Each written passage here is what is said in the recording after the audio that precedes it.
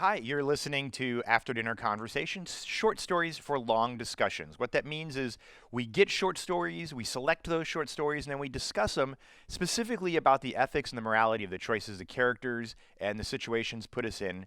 Why did you do this? What makes you do this? What makes us good people? What's the nature of truth, goodness, all of that sort of stuff. And hopefully we're all better, smarter people for it and learn a little bit about why we think the way we think. So thank you for listening.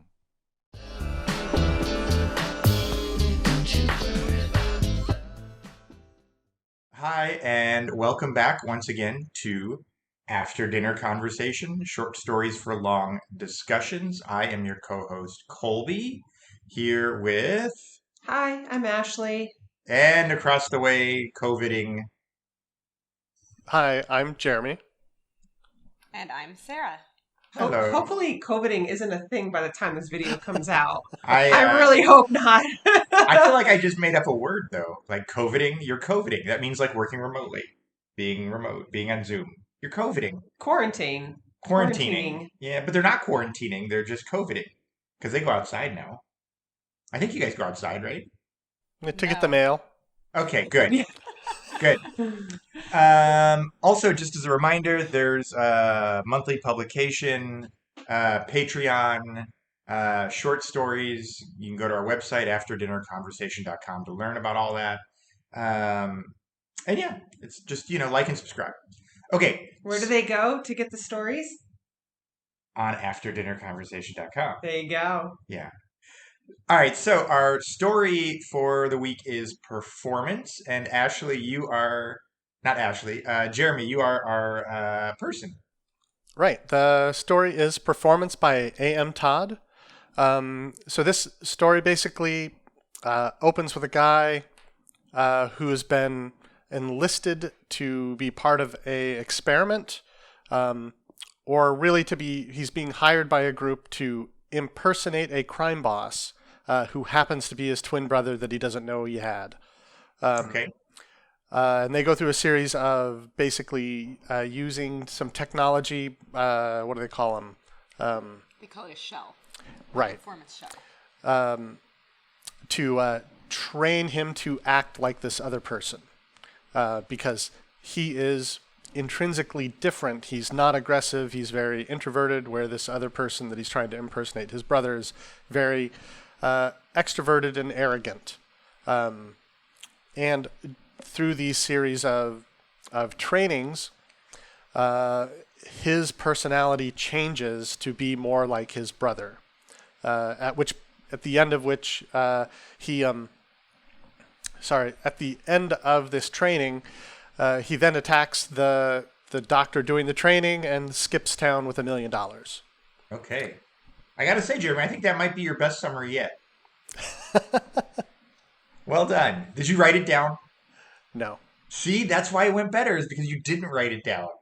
Yeah, and so I think that one of the things that maybe just to add on to your comments is they're both almost caricatures of people, right? Like the crime boss, they have video footage of him, which is how they're able to sort of program in his mannerisms and his voice and his vocabulary. He's like the stereotypical, like, "Hey, how you doing, sweetie? Why don't you come sit on my lap?" That's me doing a stereotypical crime boss. That's the best. You just have to think like Donnie Brasco. And then the other guy is, again, like almost a caricature of a timid person, right? Like he's super shy. His wife divorced him.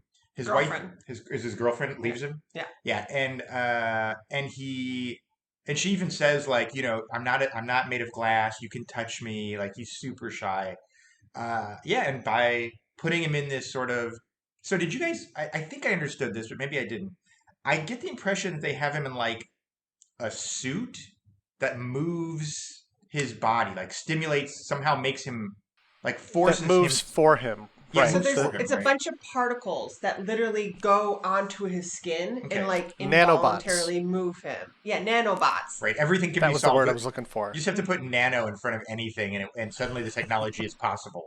Like imagine that. That'd be crazy. Like all of a sudden you just have these things all over your body and it's Yeah. like moving for you. That'd be pretty trippy. Right. And then so then it basically forces him into the mannerisms of this person.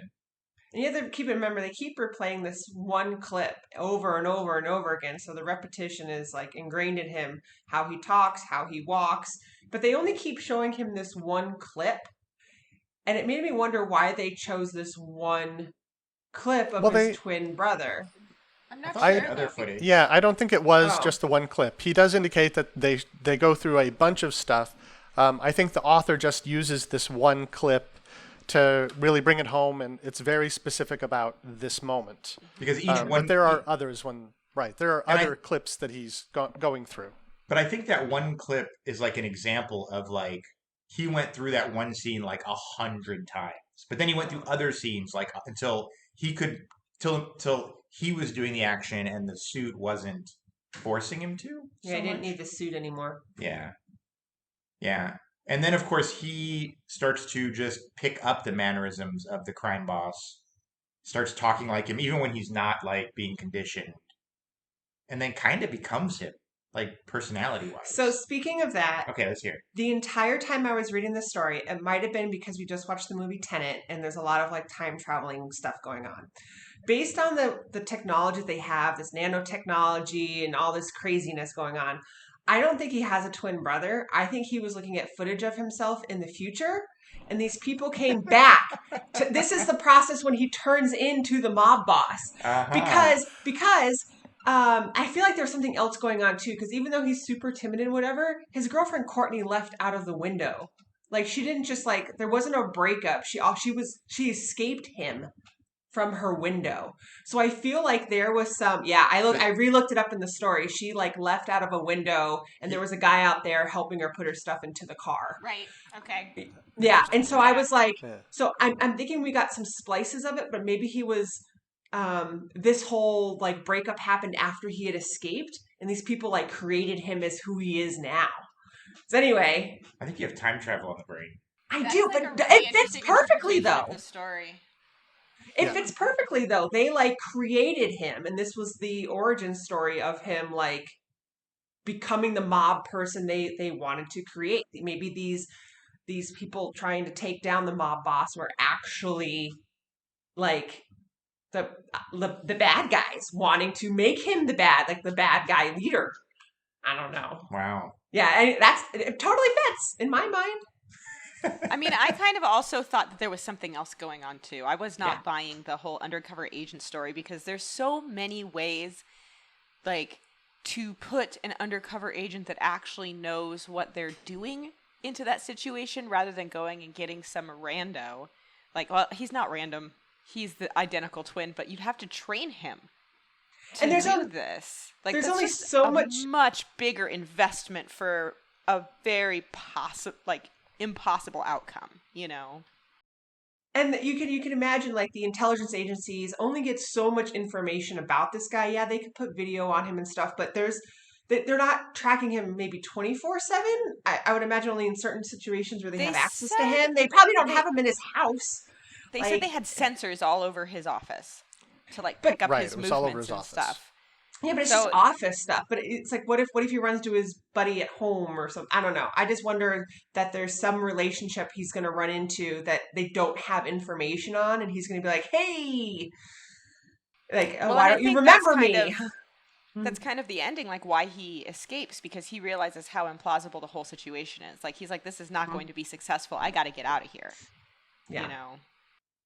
I think there are a couple of things about the story. Like I find like it got picked because the premise of like does changing behavior change mental states is why it got picked. But the premise of the story, I think you're right. There's a whole bunch of things where you're like, if you think too hard, like, but again, it's meant to create this fiction to create a situation. But the fiction, I think, is strained in that if you're running an entire crime boss system, surely there are things that you're not going to be able to know. Like every connection, everything that's not written down, every incoming shipment, like all of that it's just too much for one person to fake. And secondly, they want him to integrate to take the place of the crime boss so they can like bring him down or figure out his system. If they have so much data because they're so good at spying on him to know everything he's doing, well, just arrest him. Yeah. Like, clearly you have enough. Which is also Well- what made me think that he was part of the transformation to turn into the crime boss. Maybe. Like he wasn't trying, Yeah. they weren't really trying to arrest him. They were trying to create the crime boss. Yeah, I don't know. Or I mean, from again, yeah, go, Jeremy. From a different perspective, they're not really cops doing this. This is a competing crime syndicate that wants to break in. That's why they don't, that's why they don't care about arresting him. Right. They're just trying to break into the operation. Well, I thought it was an experiment. I thought they were experimenting on him because they seem to be really unprepared for the outcome of the technology. They knew enough to tell him at the beginning that it was going to change his chemistry, because by changing the way he talks and the way he walks, he would release more testosterone, is what the doctor said specifically. Yeah. And then at the end, the doctor is completely unprepared for his actual change and getting punched in the face. Like he's Right. the first person they've like he's the first person they've ever done this experiment with. The other So thing they're like that makes, surprised it worked, It's, Right. it's like they didn't prepare to actually have the crime boss in front of them, which is exactly what they were planning on doing. Right. and the other thing that makes it seem not legit is the fact that once he signs up for the program, they put bars on his windows and he can never leave. It's like, Well, no, they did that after he escaped. right, but you Yeah, shouldn't have to. You shouldn't have to escape from a voluntary program. Like Yeah. I don't know I thought outside that of was like weird too. outside of like why the did man. they put him in isolation? Yeah, like outside of the Manhattan Project, like you don't get to only sign on. You can sign on and leave, like if you change your mind. So yeah, the whole thing is sketch, but I know we got giant cat in the face. Maybe that was part of the breaking of the character. Was this? Maybe they were afraid of him running into other people. That would be my thought. Yeah, And then maybe part of the breaking the psyche is the isolation factor. Yeah, Because you're not allowed to interact with other people and like develop other mannerisms except for the character that you're trying to develop into. yeah. because if he was actually this guy's identical twin, he'd been living his whole life without the cartel bothering him. So what does Or it even matter if he noticing, goes? Yeah, if he goes into town, Which also makes me think that it's a time travel story because normally they don't separate twins at birth. It's a funny. twin Anyway. separated at birth story. I'm keeping it to the time travel. That was Alright. how I read it in my mind. So let's get Jeremy. I was just saying, this story is full of tropes anyways, so... Yeah, I don't think that's a bad thing. I don't even think that's unplanned. Like I think the author was trying to get to this question of like mannerisms and behavior and action. That's why we picked it, right? Like, and if you use a whole series of tropes to do it, and I don't mean that in a negative way, just if you use it sort of those building blocks of other stories to do it, like I don't really care. Like it's still an interesting question because at the end of the day, when the story's over, like when I got done reading it, my first thought was, yeah, maybe. Like I could maybe see that just physically changing your speech and your mannerisms actually changed who you were. It's not a question, it's a fact. Like certain Is things it? happen. If you smile, like it's part of the things I teach you in like therapy is it's like if you, or even in like sport, if you're like grimacing, you're gonna feel more but if you actually smile, you actually feel better. They're like the hardest thing to do is to actually smile when you don't feel like smiling when you feel sad because it actually releases whatever and will make you feel better. So you're 100% on this story as like being plausible. Like that if they put him through all these motions, he'd turn into that guy. In this isolated state where he has no interaction with other people, he's literally locked up and he's being forced to do the movements a certain way with the nanobots. If it's done specifically like it is in the story, I think it's plausible. But I don't think it could go to that degree in real life. But I think that if you were forced to dress a certain way all the time, act a certain way all the time, you kind of develop this sort of persona. And I think it would change a bit of who you are. What do you guys think? Yeah, I definitely think there is research. We were talking about this earlier. There is research that's been done about this. That, just like you said, Ashley, going through certain motions does change your emotions. I think anybody who's had a kitten and you push their ears back over and over and they get angry, and it's not because it's annoying them, it's that when they get angry, their ears go back. It's just, it's something related to this physical response. And you can trigger the physical response or that emotional response by putting them in that position. Okay. So, Jeremy, are you 100% on this story? Like, if you could do what they did in this story, you would get the result they got in the story?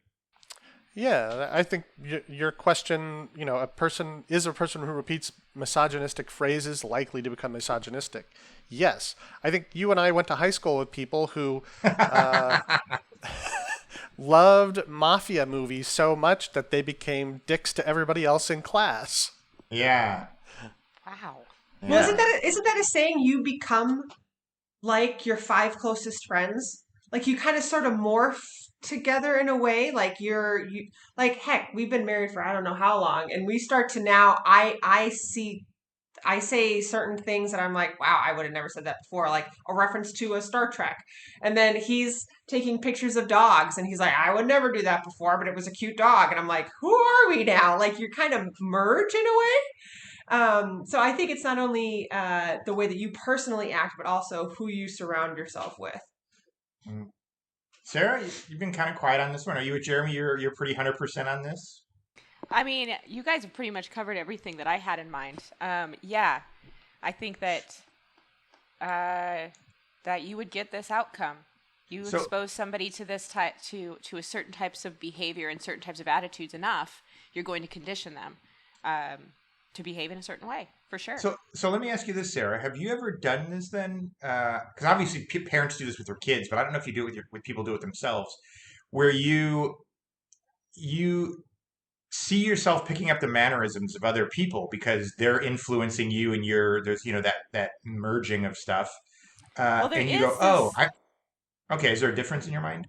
No. There is this theory that when you are around somebody, you pick up their speech patterns. When you are, say this person has an accent. Like I have a friend who has a little bit of an accent, and I find that when I'm hanging out around her, I pick up the way she talks. And I think, I cannot remember where I read this, that it's almost evolutionary. You want people to like you, so by mimicking their speech patterns, you are putting yourself, you're making yourself more attractive. Right? Oh, by being similar to their norms. Being similar to their norms. Yes, exactly. Yeah. So, Sarah, I actually have a question for you, too, being a theater teacher. Think about method actors, like how hard it is for them after the role is done to unravel because they somewhat become that person. Heath Ledger killed himself because he was the Joker. But, think about that for a second. Soon. like how that was kind of it was in a way just like that. He was trying to walk a certain way, talk a certain way as this character, and then to have to go back to real life, no longer playing a character. Do you have any knowledge or insight into that, of what that's like for actors like that to be engrossed in a role so deeply? Method acting isn't something that I have a lot of personal experience with. Okay. It's something that I've studied, and the people who practice method acting in a very serious manner are pretty infamous for their behavior. People like Daniel Day-Lewis. Christian Daniel Day-Lewis, another one, yeah, Christian Bale. So Virgo, the guy from Viggo Mortensen. Yeah. So I think it kind of goes without saying that type of that approach to taking on a role, taking on another personality, is effective, but also kind of damaging to the person who's doing this. I wonder if they're really able to fully shed that character, or if there's certain aspects of that character are now part of them. I wonder that would be like if you're friend with this actor and then he goes off and does a role where he's a method actor and then he comes back. I wonder how much of his personality, I mean, of course he's going to change in some regard, that's just with time, but how much of that character stuck with them. Right. Yeah, and I think it's actually the reverse. So it's been a long time since I've taken a theater class, but I thought method acting was create the mindset. Hi, this is Colby, and you are listening to After Dinner Conversation, short stories for long discussions, but you already knew that, didn't you? If you'd like to support what we do at After Dinner Conversation, head on over to our Patreon page at patreon.com/ after dinner conversation. That's right, for as little as $5 a month, you can support thoughtful conversations like the one you're listening to. And as an add incentive for being a Patreon supporter, you'll get early access to new short stories and ad-free podcasts, meaning you'll never have to listen to this blurb again. At higher levels of support, you'll be able to vote on which short stories become podcast discussions. And you'll even be able to submit questions for us to discuss during these podcasts. Thank you for listening, and thank you for being the kind of person that supports thoughtful discussion. It's been a long time since I've taken a theater class, but I thought method acting was create the mindset and the body will follow. And I thought Stanislavski or something was like create the mannerisms and the mindset will follow. Am I forgetting that? Like one of them is like put your mind in the way and the mannerisms will come. And the other one is put the mannerisms in the way and the mindset will come. Yeah. Yeah, and I think that's basically what happens in this. They're Right. doing a little of both. Do the mannerisms. Yeah. We're teaching you the mannerisms, and the mindset will follow. Yeah. So one of the things that's in one of our questions, I think, and if it's not, it should have been, is I don't know why, if we know this, like apparently all four of us, I by the way, not as on board as you guys are. I'm like 80% on board, 70% on board, but with what the premise of the story. But if we're all sort of relatively on board to this, why don't we just hack ourselves?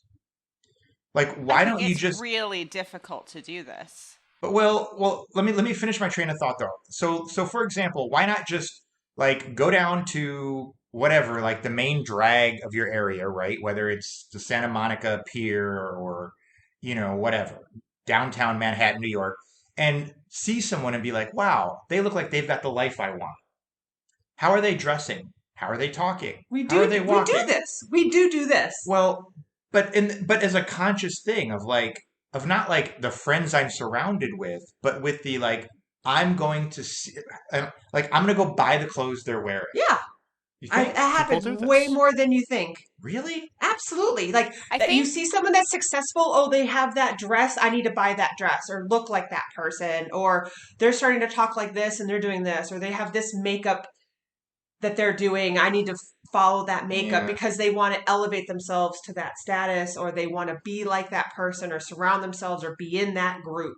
Hmm. Yeah, for sure. Isn't that also called a hustle? Marketing 101. What do you mean? Yeah. Like You're selling an image. Yeah. It's basically, here's this. It's all advertising. We're presenting an image of a person that you want to be, so you're going to go buy these things so that you can look like this person. Sure, but and I don't disagree that that's what advertising does, right? Like they're not selling clothes; they're selling An image. Yeah, they're selling a lifestyle, right? Like you could have this free, carefree lifestyle if you wore this dress or whatever. But and we all are not unknowingly, we're unintentionally pushed that, right? Like through billboards, through TV, through whatever, they're pushing on us what we should be, which is a hard thing to deprogram. I'm saying the opposite. Like, don't worry about the advertising, don't worry about the stuff, and make the choice of which. So let's say, for example, I can give you a great example actually. So I could be getting this wrong. I think it was Harry Belafonte, grew up in the Caribbean. Not Harry Belafonte. Who's the African American guy who won like 2 or 3 Oscars in the 70s? Before Sidney Poitier. Sidney Poitier had a accent. Nothing like Harry Belafonte. No, you're right. Well, they're both Caribbean, I think, right? Or am I totally Okay. wrong on that? Sidney Poitier came from the Caribbean and had a Caribbean accent, and he didn't speak the right way, and and he realized that he was going to be judged for that. And so, rather than learn to speak English and continue to grow within his peer group, which he didn't want to be a part of because he thought it would not be a good thing, he watched the evening news, like the old white guys on the news, and learned to mimic and the mannerisms of their speech. So when you see him in, Guess Who's Coming to Dinner or whatever else, he has a really sort of middle America, upper middle class way that he speaks because it was on purpose. And that's what I mean sort of by hacking your personality. So if all sort of agree that that matters, what that means is not only was he changing the way he spoke to be more accepted by others because of their prejudices, but he's also changing who he is in a certain way, potentially as well, by mannerisms, by clothes, by speech, by That is who you are. That is part of who you are. It's not all. It's the whole package. I think you're trying to separate like morals and ethics from the rest of the person, and it's all together. The way you talk is part of who you are. The way you look is part of who you are. The way you dress is mm, part of who you are. It's all self-expression. You can't just walk around and say my identity is just like my personality and my morals, that sort of thing. And this is taught from a young age. How many kids are taught like, who's your idol? Oh, I want to be like Michael Jordan. So how many kids would go around playing basketball sticking their tongue out or acting like Michael Jordan when they were playing on the court, yeah, or some other sports person? Like you start to mimic that, and it's kind of like, but you're missing my point though. They're they're picking to be like Michael Jordan because they admire him. I'm not saying do it based on who's famous, who's rich, who you admire, who whatever. I'm saying sit down and think to yourself, who do I want to be as a human being? yeah, these kids want to be Michael Jordan. They want everything about him, All not just right. the way he plays basketball. Like he And became so, such an influencer. yeah. So, Colby, I think you're saying that if this is correct, then we should be able to take all the things about the person we want to be and actualize them. Yes. And I think Ashley and I are kind of passing ships here. Like she's saying one thing and I feel like I'm saying something totally different.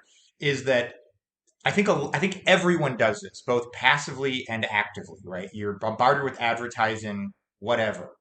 But what I'm saying is instead of reacting to the way you feel about something or reacting to the things that people show you, sit down and choose.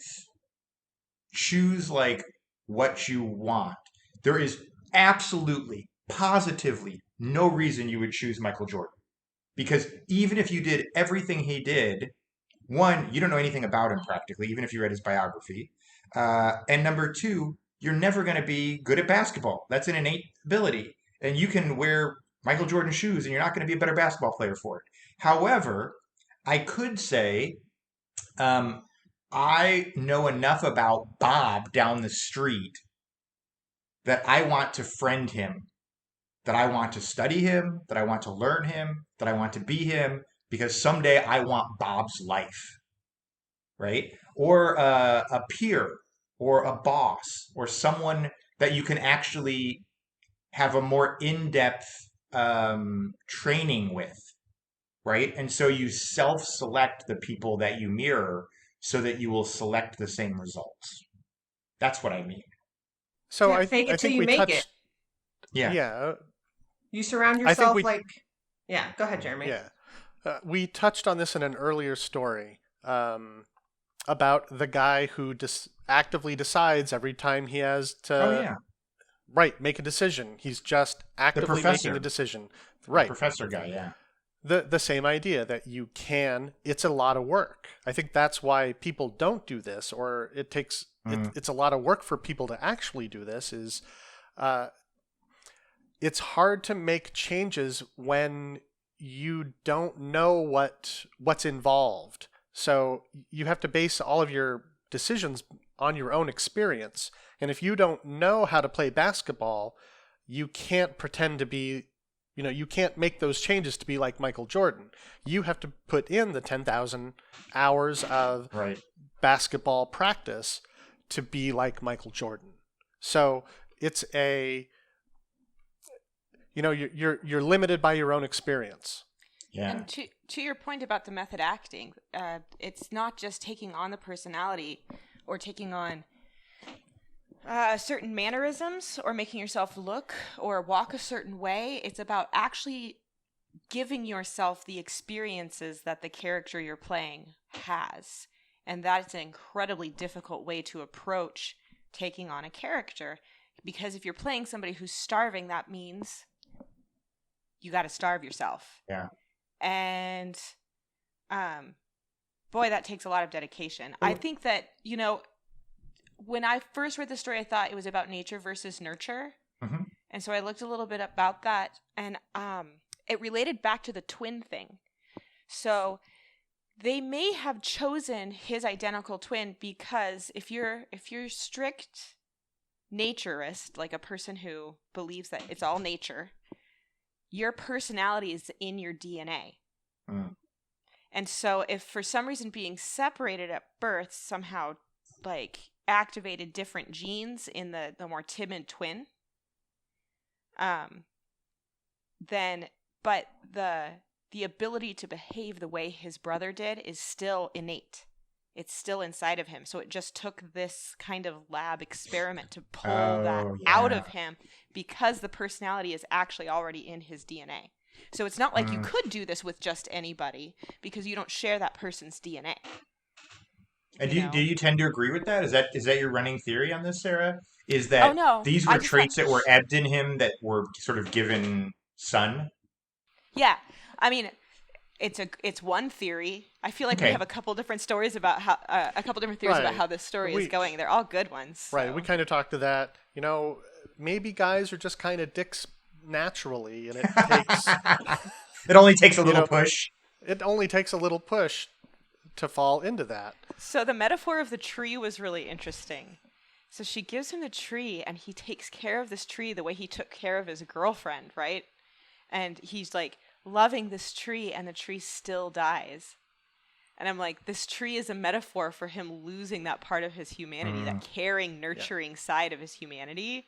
And then the tree's dead, and then I totally forgot. I'm gonna play it off even more. So you talk about the genetics of nature versus nurture. It's like, well, that tree was nurtured because it didn't have sunlight. And so it's like the nurturing can't outplay the nature part, because without sunlight, you can love that tree, you can do everything you can to that tree, but if that tree doesn't have the environment, it's not going to flourish. So just like the character, he was able to talk about that a little bit too.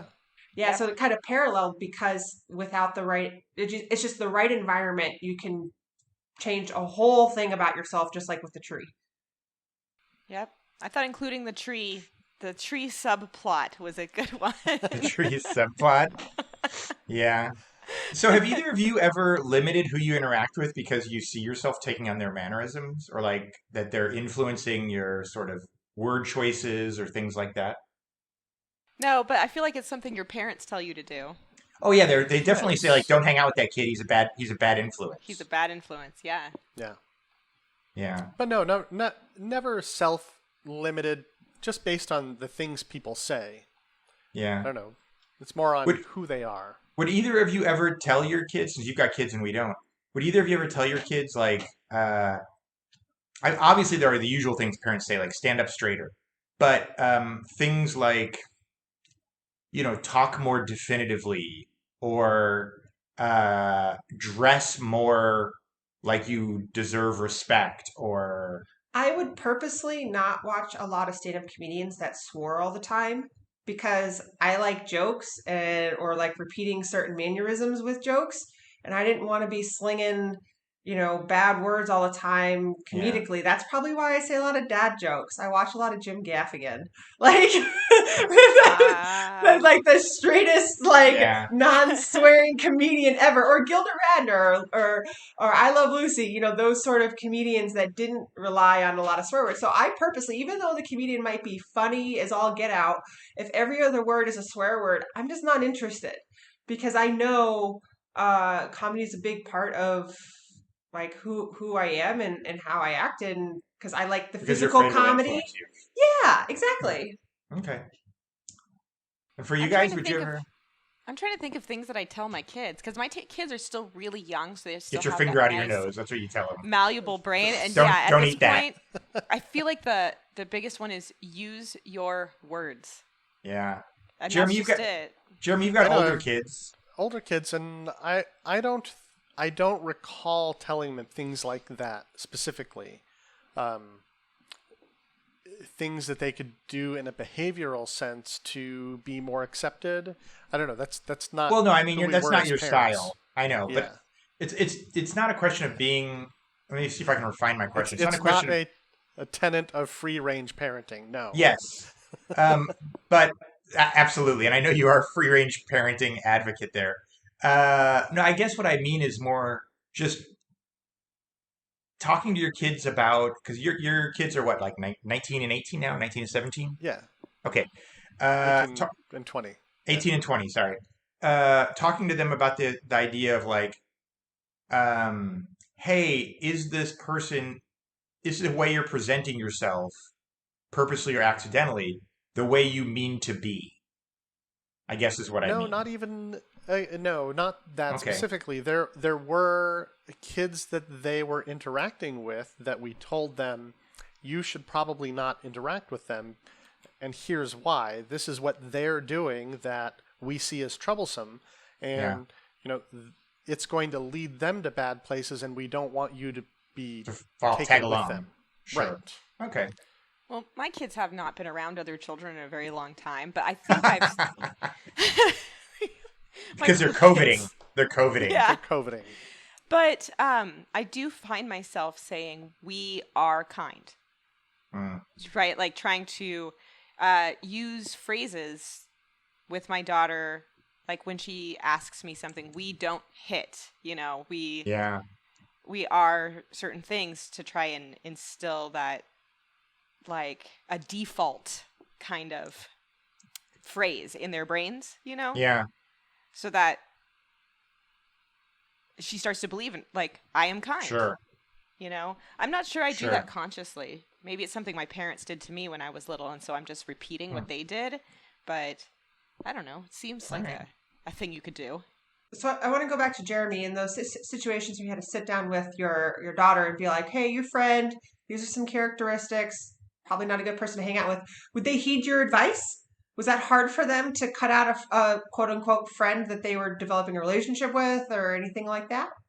I don't recall it being it. When we had the conversations, I think they pretty much came back and said, you're right. We see this as well, and just couldn't put words to it. Yeah. Mhm. Yeah.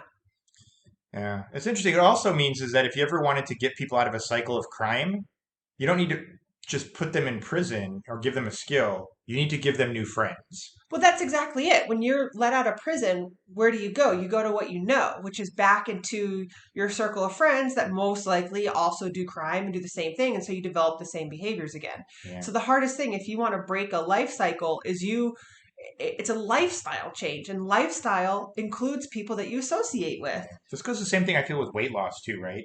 Like you don't need to eat less. You need to have different friends and be a different person. That's how you lose weight long term.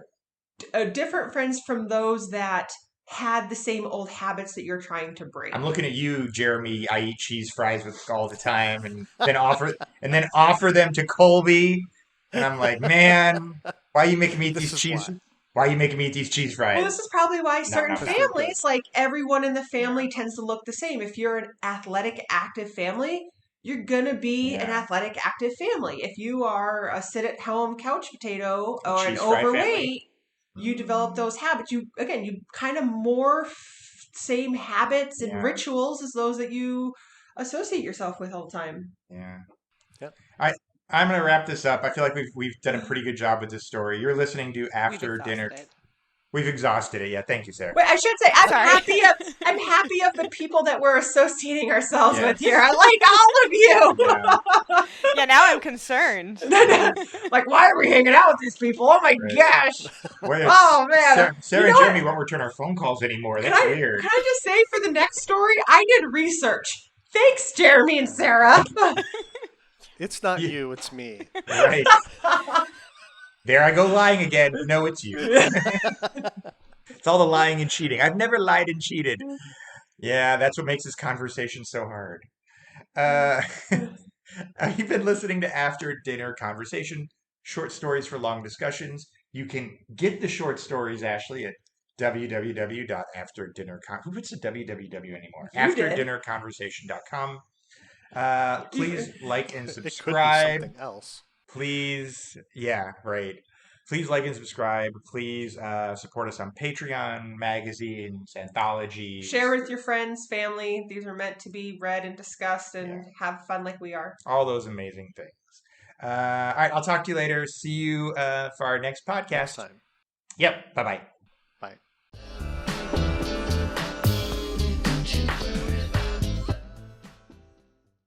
If you've enjoyed listening to this, please like and subscribe. It helps us out a ton. You know, the vast majority of people listen haven't liked and subscribed, which means maybe it shows up in your algorithm, maybe it doesn't. So don't leave that to chance. Just go ahead and hit that button, and we'd sure appreciate that. And that way we can keep doing what we're doing, and you're not left to the whims of some algorithm. Thanks.